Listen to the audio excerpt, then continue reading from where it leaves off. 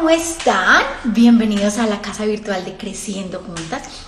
Hoy tenemos un programa muy especial porque vamos a estar hablando acerca de alimentación complementaria y para esto nos va a estar acompañando la doctora Roxana para empezar a conversar con ella este universo tan grande que tiene que ver con la alimentación de nuestros bebés. Les cuento que también vamos a tocar un poquito el tema de la alimentación BLW para que sepamos de qué se trata, en qué consiste. Y quiero darle en ese momento la bienvenida a la doctora Roxana. Doctora, ¿cómo estás? Muy bien, que ya yo creo que todo se está reactivando y asimismo el área de la salud. Habíamos estado un poquito paralizados en el área de consulta externa, pero ya todo se está retomando poco a poco para hablar del tema, un tema tan importante como el que vamos a tocar el día de hoy, que es alimentación complementaria. Sí, va a ser de mucha utilidad porque precisamente dejaron de consultar las mamitas o de pronto no tuvieron una asesoría adecuada.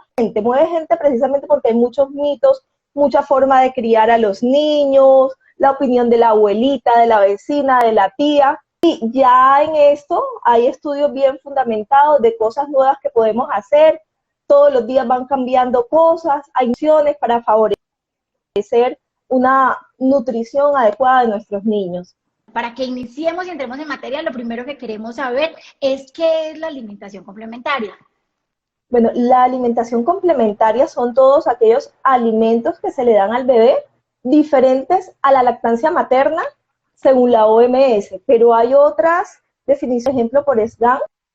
Ellos dicen todo alimento adicional a la lactancia materna y a la leche de fórmula, que está entre los 4 meses y los 6 meses, también depende de la organización a la que nos acojamos. Perfecto. ¿Y la alimentación complementaria cuándo debe iniciarse? Sí, por eso. La OMS recomienda inicio de la alimentación complementaria a partir de los 6 meses de edad, de vida. Pero hay otras, como la SGAN, que dice desde los 4 meses podemos iniciar alimentación complementaria. Ahora bien, yo creo que esto va a depender de la alimentación de los primeros meses de vida. Si está con lactancia materna exclusiva el bebé, se beneficia de hacer su extensión hasta los 6 meses, porque por todos los beneficios de la lactancia materna. Listo. Doc, para yo no perderme, porque ahí acabas de tocar una cantidad de temas que nos preguntaron las mamás, pero para no perdernos y no dejar de responder la mayor cantidad de preguntas que podamos, las voy a hacer en orden y si por casualidad repetimos temas, pues ya nos vamos dando cuenta de ello, pero lo voy a hacer en el orden que me los enviaron, ¿listo? Perfecto. Listo. Entonces, ¿cuándo se debe iniciar la alimentación complementaria? Quedamos en que entre los 4 y los 6 meses, dependiendo de su alimentación con la leche materna o lo otro. Perfecto. ¿Cómo se complementa la lactancia materna y la alimentación complementaria? Pregunta una de nuestras mamás. Sí, o sea, en realidad los alimentos que damos adicionales a la lactancia materna durante los 2 primeros de vida, porque llamamos alimentación complementaria a todos aquellos alimentos distintos a la lactancia materna, durante los 2 primeros años de vida van a, como dice la palabra, complementar, porque fundamentalmente en el primer año de vida el mayor aporte lo sigue haciendo la lactancia materna entre los 6 meses y los 2. Tenemos 2 formas de iniciar esa alimentación complementaria.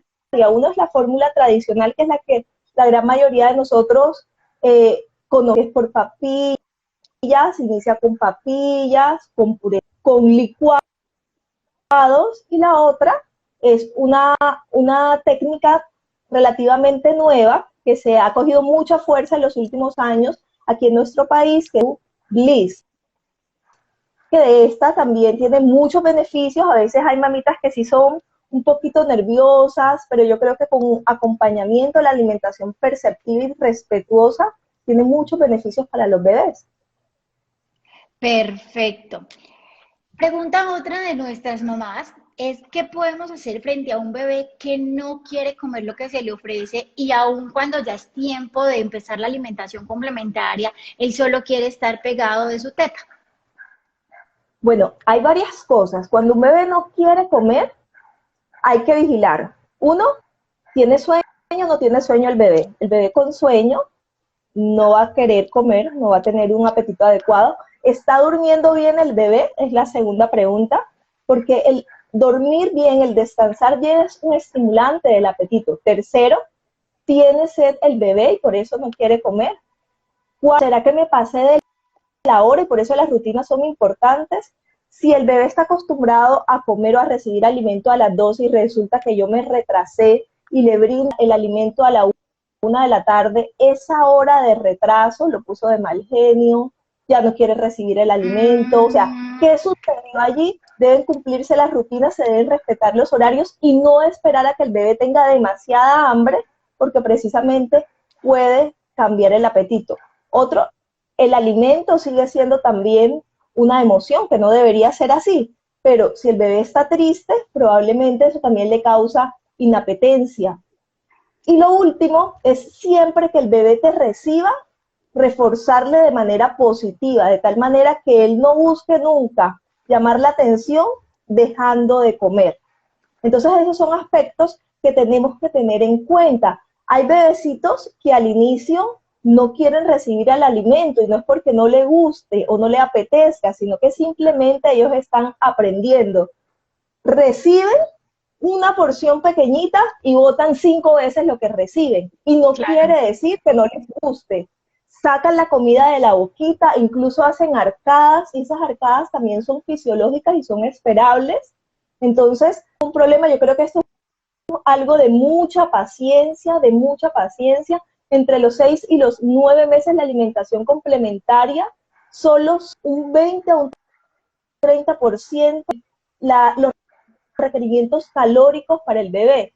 Entonces, las mamás se desesperan sobre todo en etapa, mientras uno le está presentando los alimentos al niño. Pero también está bien estudiado que para que un bebé definitivamente uno diga, es que esto no le gustó, es que no me quiere recibir el alimento, hay que presentárselo entre 10 y 20 veces de distintas maneras. ¿Sí? Entre 10 y 20 veces, o sea, no nos podemos dar por vencidas a la primera. No, es que apenas se están relacionando con la textura, con el sabor, con el olor, y allí vamos que hay un montón de factores que influyen en el inicio de la alimentación complementaria y en la aceptación del bebé de los alimentos. Desde el embarazo. Claro, la alimentación de la mamá la alimentación de la mamá incluso sí, te escucho. Decía que incluso cuando les ofrecemos, que tú dices entre 10 y 20 veces que es importante reforzar eso, no generar el juicio. Tú mencionabas ahorita que de pronto la gente que está alrededor empiezan a opinar y empiezan a decir, no, es que no le gusta, no, es que no le gusta, no le dé más eso que no le gusta. Entonces, tenemos que seguir insistiendo de diferentes maneras. Hay que insistir. Por ejemplo, si yo hice hoy una crema de brócoli y el niño no, mañana puedo hacer unos huevitos y colocarle pedacitos de brócoli, o pasado le doy el tallito del brócoli completo, o a los 3 días hago un pancake y a ese pancake le coloco brócoli. Entonces, hay que ingeniárselas, o sea, hay que ser muy creativo, pero hay que seguirle presentando el mismo alimento en múltiples ocasiones, de diferentes formas, con diferentes texturas, porque a veces son las texturas. Precisamente la alimentación complementaria durante el primer año de vida es para que ellos aprendan a masticar, aprendan a deglutir, se relacionen con los distintos texturas y sabores. Entonces decía que es fundamental la alimentación de la mamá durante el embarazo y la lactancia materna, y que esa forma como se alimenta la mamá va a impactar el estilo de vida y los hábitos nutricionales del niño de por vida. Durante el embarazo, la alimentación de la madre, y por vida la alimentación del niño, y la lactancia materna durante los 10 primeros. ¿Por qué? Doctora, pero ¿cómo así? Pero si nosotros cuando estamos en embarazo, no, pero es que si las mamitas que comemos el antojo, la galletica, el dulcecito, pues no era parte de nuestros hábitos alimenticios. O sea, lo digo por mí porque yo he tenido una alimentación sana durante toda mi vida, casi toda. No me gustaba el dulce, no tomo gaseosas, no nada. Y en embarazo tomé gaseosas, comí dulcecitos. Sí, entonces, el ser humano está acostumbrado o es algo innato que la aceptación hacia los sabores dulces se reciba fácilmente. De hecho, los alimentos que son hipercalóricos causa cierto placer, cierta satisfacción con liberación de hormonas como la dopamina y esto. Y aceptamos con más dificultad lo que es amargo y muchos de los vegetales son amargos. No, aceptamos con facilidad lo dulce y lo salado. Y lo amargo y lo ácido con más dificultad. Entonces comenzamos a analizar los sabores, muchos son amargos. Entonces, a través de la alimentación reciben los bebecitos mientras están en la barriga, allí pasan flavores al mismo tiempo que por lactancia materna, que es una percepción olfativa y gustativa de los alimentos. Por tal motivo, estos niños van a tener mayor facilidad para recibir lo que son frutas y verduras, que es lo más difícil de introducir. Ahora bien, si papá y mamá tienen hábitos de vida saludable y al niño se involucra en la alimentación complementaria, en la mesa familiar, él también va a comenzar a oler. O sea, esos flavores, esa percepción olfativa le va a llegar al niño. Y no es igual el niño que nunca ha estado expuesto a un olor de un vegetal que aquellos donde papá y mamá lo reciben, él lo ve y ve que se lo comen con agrado. Entonces él dice, bueno, aunque es amargo, porque el cuerpo lo interpreta como si fuera algo malo, algo peligroso y lo rechaza. Papá y mamá lo están recibiendo de una manera agradable y tiene que ser bueno. Entonces el niño así lo procesa y así lo recibe con mayor facilidad. Ya están con este tipo de olores, obviamente los flavores, que es la percepción gustativa de la que te hablo. Es un punto más en el que nos damos cuenta que nuestros chiquitos aprenden mucho más de nuestro ejemplo que de lo que decimos. Sí, así es. Doctora, dice acá, otra mamá nos pregunta, mis gemelos van para 2 meses, ¿puedo comenzar ya? No, perdón, mis gemelos van para 2 meses, ¿puedo comenzar antes la alimentación complementaria? No, o sea, a los 2 meses es imposible comenzar la alimentación complementaria. Recordemos que es, bueno, depende, bueno, hay que tener en cuenta cuál definición estamos usando, porque si usamos la de la OMS y de pronto ella sola con lactancia materna no puede, uno dice, bueno, fórmula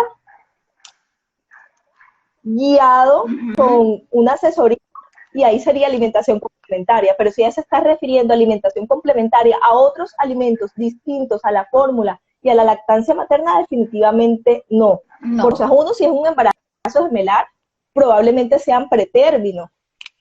Entonces pueden tener 2 meses de vida, pero de edad corregida pueden tener mucho menos, y aún a los 2 meses no están preparados. Para que un bebé reciba alimentación complementaria tiene que tener algunos puntos básicos en el neurodesarrollo. Tiene que tener un buen sostén cefálico, se tiene que sentar bien, con apoyo, tiene que tener interés por la comida, tiene que haber el reflejo de extrusión, que es que ellos sacan la lengüita, todo lo que tú les metas, ellos sacan la lengüita y rebotan el alimento que tú les coloques. O sea, antes de doctora, en esa edad, discúlpeme la interrumpa para preguntarle otra cosa, en esta edad, entre el primer mes, los 4, 5, 6 meses, no es que los bebés escupan, sino que es un reflejo de que saquen las cosas que no les agradan, o si es que escupen. Es un reflejo de extrusión. Sacan la lengüita y botan la comida. Ahora, ¿qué te van a recibir antes de los 4 meses? Líquidos, ¿sí? Que puedo darle líquido al bebé, pero lo que hablábamos ahorita, ¿será que ese líquido que yo le voy a dar, que tiene que ser totalmente líquido para que recibir, tendrá la misma densidad calórica, energética de una fórmula, o peor aún, si lo comparo con la lactancia materna? Jamás. Entonces, voy a estar dándole un líquido que no va a cumplir con los requerimientos, que me va a llenar la capacidad nutricionales, claro. Y entonces vamos a comenzar a descompensar a los niños y no irnos a la obesidad, sino por el contrario, a un índice nutricional deficiente. Listo, Doc, gracias. Vamos acá entonces con otra pregunta de otra mamá que me dice, quiero iniciar BLW, pero me da miedo que mi bebé se ahogue. ¿Cuáles son las recomendaciones claves al respecto? Pero aquí sí quiero pedirle que nos amplíe un poquito para todas las mamás que nos están viendo y las que nos van a ver a través de TV+, ¿Qué es la alimentación BLW para poderle responder a esta mamita? Ok, la alimentación BLW es una alimentación perceptiva, es decir, el niño es quien decide cuánto come y qué come, y nosotros somos los responsables de la calidad de los al bebé. ¿Por qué se caracteriza? Porque a diferencia de la alimentación tradicional, que es con papillas, con bebidas, con licuados, acá los alimentos los partimos en finger foods o en forma de palitos. Esas formas, partir los alimentos o de organizar los alimentos, si nos vamos a algo más técnico, porque yo digo, bueno, en forma de dedito y no todos los dedos del mismo tamaño, entonces si tomamos un tenedor, de la punta del tenedor hasta donde llega el cuello, más o menos ese debe ser el largo, de la manera como uno organiza el alimento, y si es muy duro, porque hay alimentos, por ejemplo, la zanahoria, yo no puedo dársela porque en ese sentido hay riesgo de atragantamiento, entonces la pongo al tapón y luego en finger food. Entonces, eso es alimentación BLW Bliss, en el cual yo presento idealmente en cada comida un alimento por cada grupo alimentario. Es decir, una verdura, una proteína, un carbohidrato, una fruta, una grasa. Y el niño es capaz de desarrollar, porque dijimos que ya tenían interés por la comida. Yo siento al niño en su sillita, lo involucro en la alimentación familiar, y entonces el niño inicia inicialmente con el puño, porque no hacen pinza fina, entonces cosito de lo que a él le llame la atención en cuanto al olor, en cuanto al color, en cuanto al sabor, y se lo lleva a la boquita, y de esa manera él va autorregulando, que es lo más importante, y por eso hay un porcentaje menor de obesidad asociada a BLW, porque el niño se autorregula, come hasta donde quiere comer. Ellos son muy inteligentes y yo creo que hay que confiar en los niños. Lo que él necesita lo recibe, y entonces esto ha demostrado que los papás que alimentan a los niños con BLW son papás más relajados, tienen menos ansiedad, sí, no están tan preocupados por el peso, entonces sí, hay más tranquilidad, y que además, como desde pequeños están relacionados con los vegetales y con las frutas, reciben con mucha más facilidad a largo plazo este tipo de alimentos, y entonces los hábitos de vida son saludables en un mayor porcentaje. Esa sí es personal. Ustedes ya saben que Sí. tengo a Abigail, que tengo una bebé de 2 meses. Abigail cumple 6 meses el 10 de diciembre.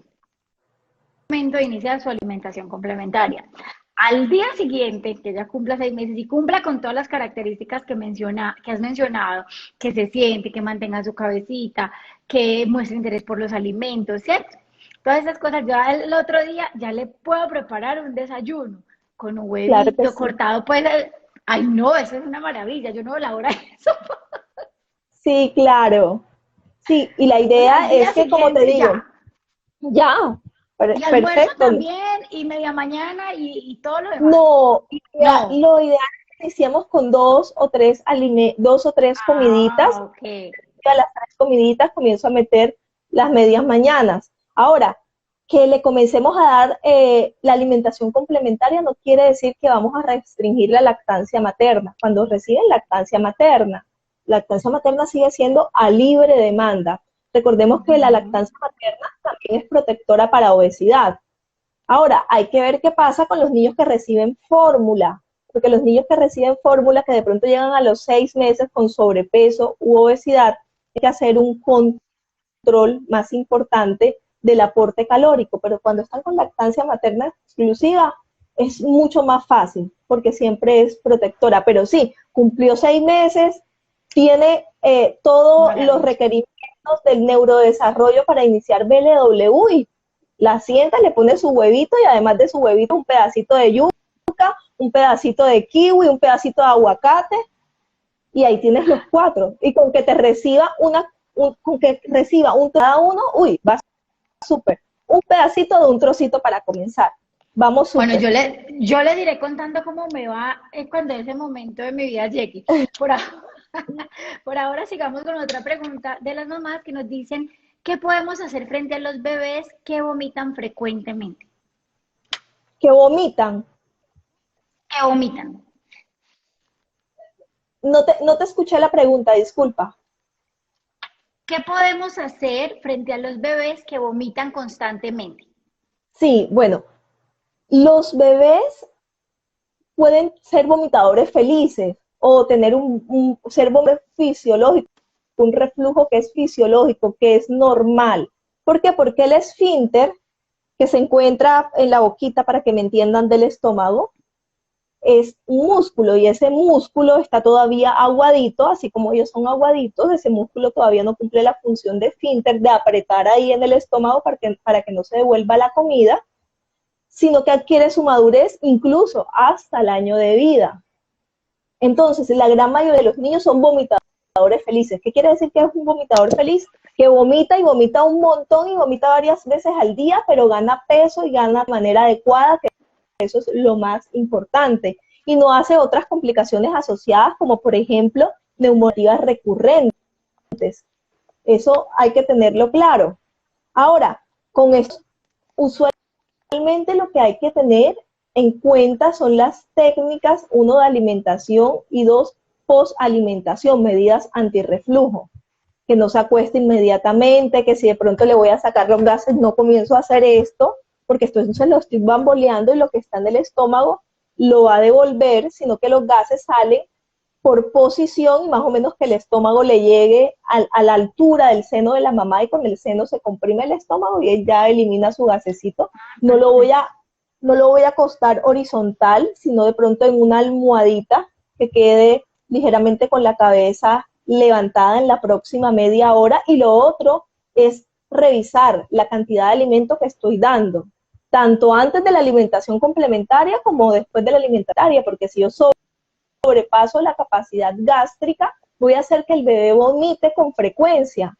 Recordemos que ellos tienen un reflejo que es reflejo de succión también. Y entonces yo puedo darle un tetero, una toma de leche súper grande y que él me siga succionando. No quiere decir que tenga más hambre o que tenga más capacidad en el estómago, es de succión. Y entonces me voy a pasar de lo que yo debo darle y obviamente ese bebé va a vomitar.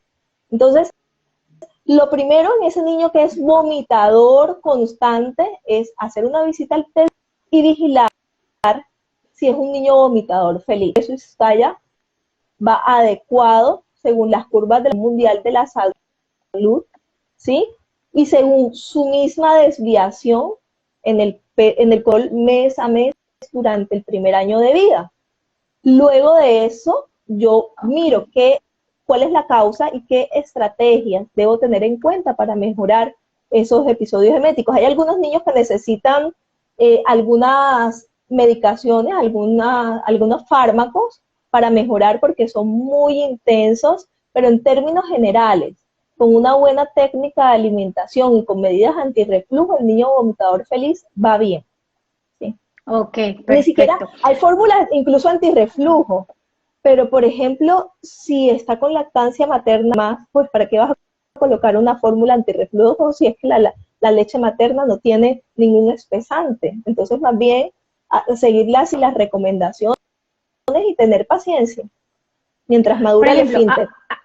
Abigail está con lactancia materna exclusiva y sin embargo hay momentos en que vomita y lo que tú dices, o sea, Abigail es una vomitadora feliz, pero a veces me he preguntado, no hay problema. le tengo que dar un poquito, pero a veces me pregunto, yo, ¿será que a veces le tengo que dar un poquito menos de teta? ¿O será que le restringo un poquito? No, nada, fresca. Nada, libre demanda, libre demanda. Es por inmadurez del esfínter, sí. Restaurante con carta abierta. Así es. Doctora, listo. Mi bebé fue prematuro, ¿cuándo debo iniciar la alimentación complementaria?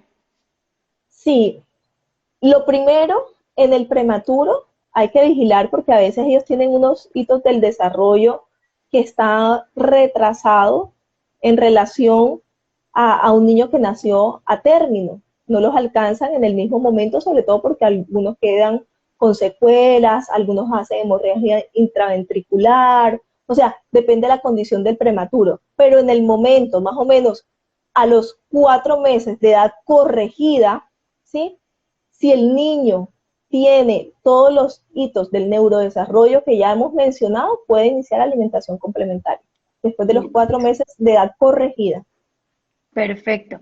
Aquí esta pregunta nos la hace una mamá, pero esto raya conmigo, con mis creencias, mis gustos, pero la tengo que hacer. A ver qué nos dice la doctora. Voy a contarte qué es lo que a mí me pasa. Yo siento que los seres humanos no necesitamos leche de vaca. A mí no me gusta la leche de vaca, siento que es dañina, siento que hace mal, siento que la vaca no toma mi leche. Entonces, por ende digo, no necesitamos leche de vaca. Una mamá nos pregunta, ¿puedo darle a mi bebé leche de vaca? Doctora, ¿qué nos dice usted respecto a este tema? Antes del año, nunca. Ese fue el otro alimento que no mencionamos ahorita cuando les daba las excepciones, nunca. Hay varias cosas. Uno, el sistema digestivo del bebé no está para recibir ese tipo de alimento y por tanto producen unas microabrasiones a nivel intestinal y hay un microsangrado producto de la ingestión de la leche de vaca, sobre todo cuando reciben por encima de los 500 mililitros diarios. Y entonces el bebé comienza a tener pérdidas gastrointestinales de sangre y eso se refleja en una disminución de la hemoglobina. A veces ni siquiera lo vemos, pero si tienen pérdida oculta de sangre y el bebé le hacemos luego un cuadro hemático, está con anemia. ¿Y por qué tiene anemia? No, que le daba leche de vaca y tiene pérdida a nivel gastrointestinal. Pero además la cantidad de proteínas que tiene la leche encima de lo que él está preparada para metabolizar. Para recibir. Los riñoncitos sufren mucho y además de tener un aporte de hierro que tal vez está en la lactancia materna, su biodisponibilidad es casi nula. O sea que aunque tenga hierro, no lo puede utilizar de manera óptima. O sea que no hacemos nada. Pierde sangre y no absorbe el hierro. Se traduce en anemia y si el paciente está con anemia, su capacidad intelectual no se va a desarrollar de manera óptima. Entonces, leche de vaca nunca antes del año de vida. Después del año de vida, ojalá que le dando una fórmula etapa 3, asesorado por el pediatra que les esté acompañando, pero pues en términos generales se supone que después del año de vida ya ellos están preparaditos para recibir leche de vaca. Doctora, otra pregunta que nos hace otra mamá. Nosotros somos muy cafeteros en Colombia, en Venezuela. Entonces la pregunta es, ¿podemos darle tinto o café a nuestros chiquitos? No, incluso antes de los 10 años la Organización Mundial de la Salud no recomienda el consumo de café en los niños, mucho menos en un niño menor de 2 años por la hiperestimulación, la adicción que produce la cafeína. Entonces, este es otro de los alimentos que son excepciones, por favor, no café en los niños, no, imposible. Perfecto.